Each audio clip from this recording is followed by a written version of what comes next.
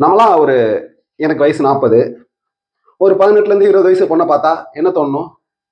ஒரு பொண்ணு மாதிரி தோணுது. தங்கச்சின்ற வார்த்தையை மீறி ஒரு பெண் என்னுடைய குழந்தையாக பார்க்க தோணுது. இதுதான் ஒரு 40 வயதை கடக்கக்கூடிய ஒரு ஆண்மகன் சரியான பாதையில பயணிக்கிறான்னா அவனுக்கு தோணணும். இதுதான் ரியாலிட்டி. மகாராஷ்டிரால சிறு குழந்தை கிட்டத்தட்ட 8 வயது குழந்தைய அவங்க அப்பா துபாயில வேலை செய்யறாரு, அம்மா வீட்டு வேலைக்கு போயிடுவாங்க. கல்யாணம் ஆகி அவன் மனைவி வேலைக்கு போறாங்க, இவன் வீட்டிலே இருக்கான் போல. வீட்டிலே இருக்கான், வேலைக்கு போகாம வீட்டிலே இருக்கான். இது மாதிரி தான் கேடுகட்ட சிந்தனையோட இருப்பானுங்களான்னு தெரியல.